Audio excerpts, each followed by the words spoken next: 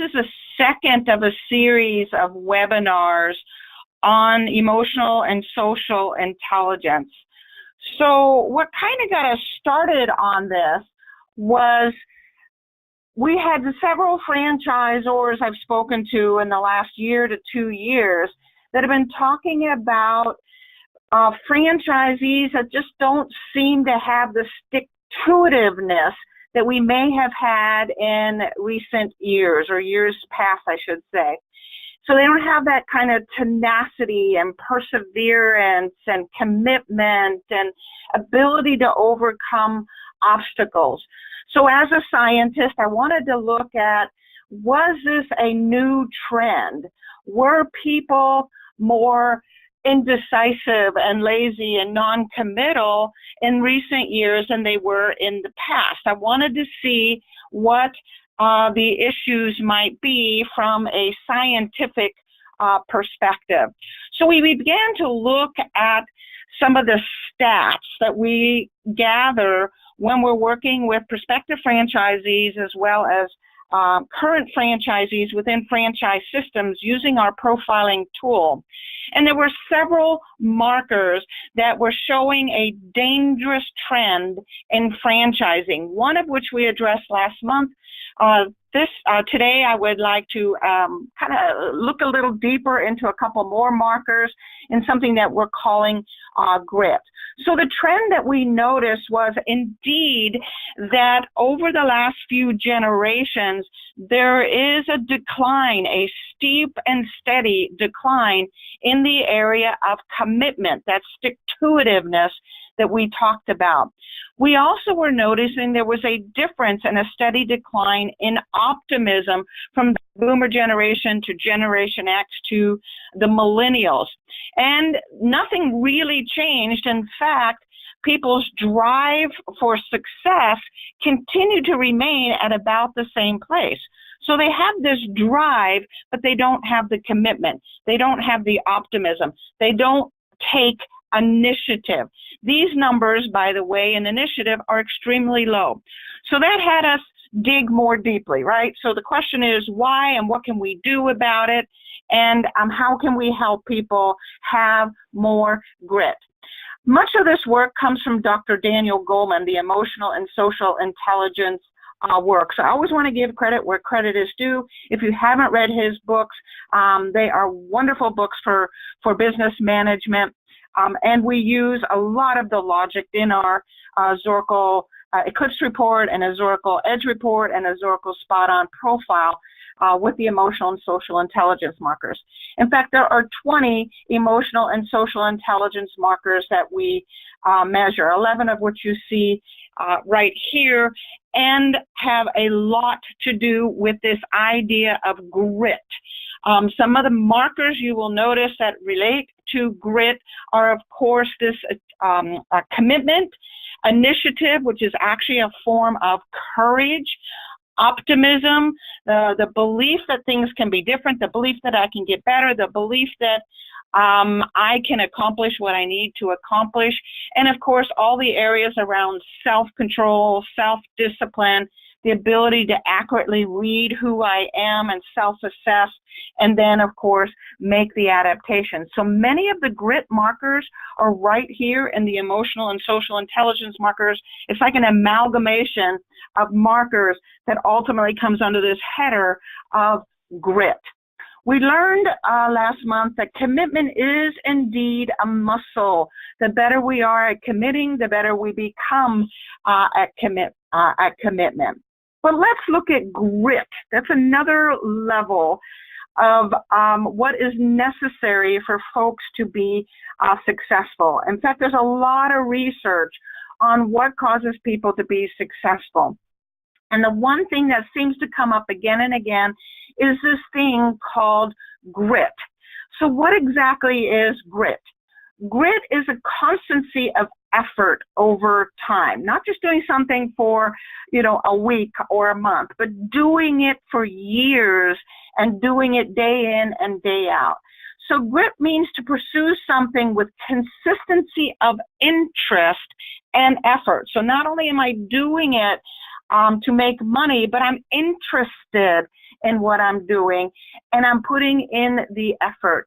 Doing so ultimately increases my grit, increases my passion, and most importantly, increases my results. If you've not studied the science of grit, I would recommend you take a look at Dr. Angela Duckworth, who sort of made the term famous. She's a psychologist, an author, and an academic. She's also the founder and CEO of Character Lab, and she focuses a lot on these various character traits specifically for children, but they are applicable to the world of business ownership also. But she looks at these character traits as it relates to performance psychology. So she basically says grit is living life like it's a marathon, not a sprint. In our discussions last month, we talked about how it's becoming more difficult for us to think of life as a marathon. We are doing things in sound bites. Our attention span as a society is getting smaller. Our ability, both emotionally and physically, to make commitments and to hang in there is being reduced from generation to generation.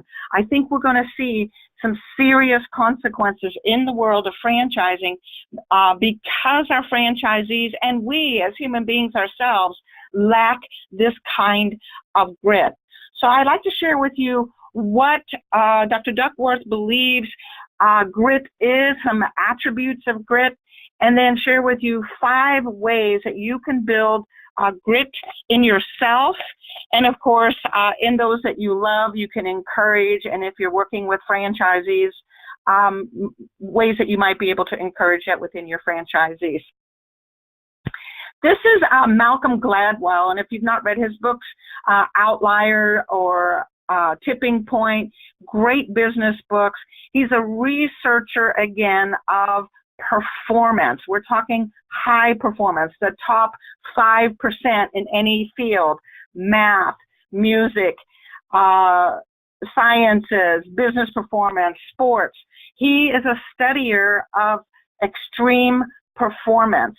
And one of the things he says, and Dr. Duckworth says, and we have seen here at Zoracle, is that there really is no domain, math, music, art, sports, business, there is no domain of expertise that has been studied where the world-class performers have put in fewer than 10 years of consistent, deliberate practice to get where they are.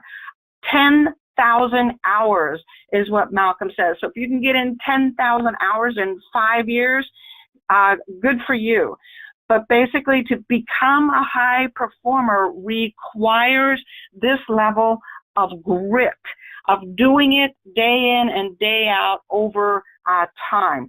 And yet, as a society, we are losing our grittiness, I guess, if that's even a word.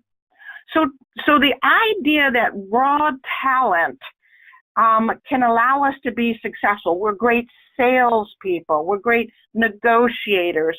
We are great at managing people. The idea that raw talent can get us to a place of success is a poor presupposition.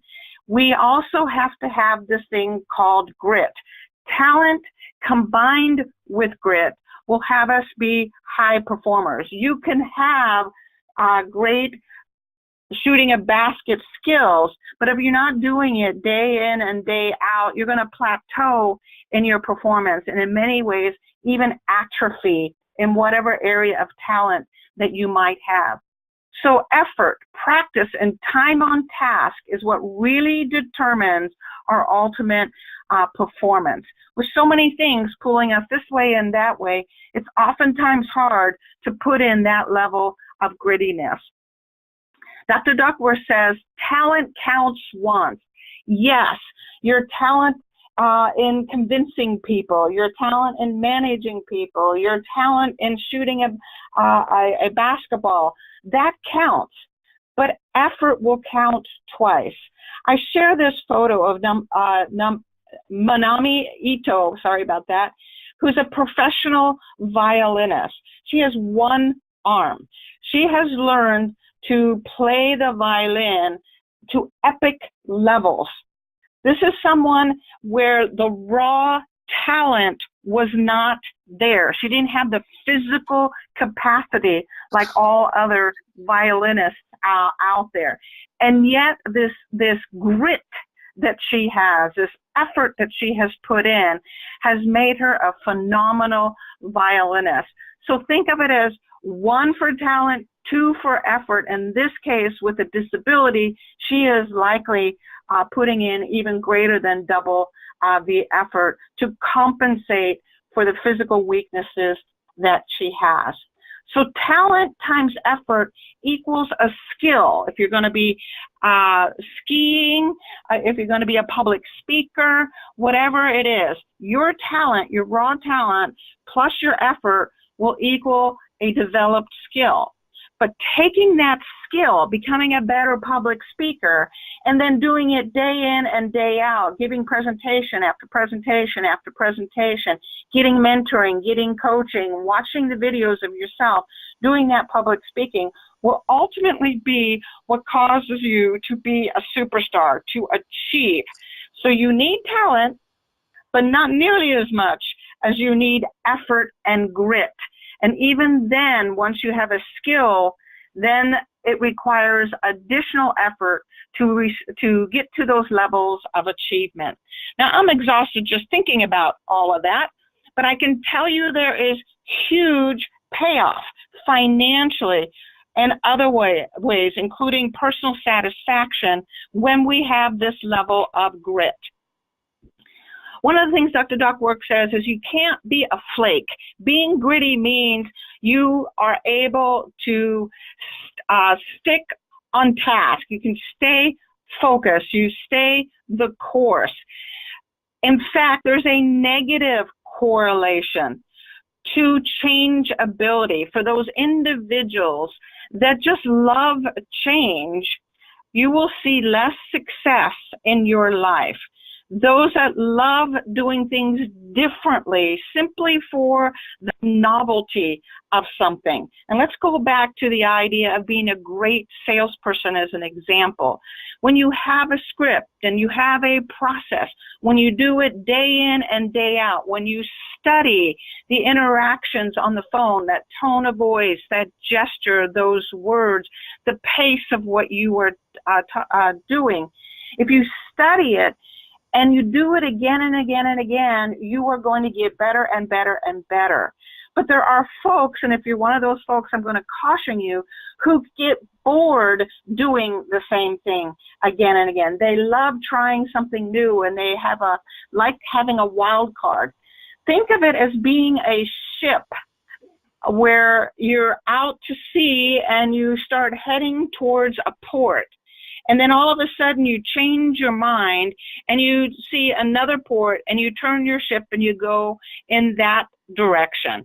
And then before you get to the port where the abundance is, the success is, you change your mind again and go another direction. So you're out to sea receiving very little benefit for doing so. You never get to shore. You never get to that place of success. So staying the course is what grit is all about.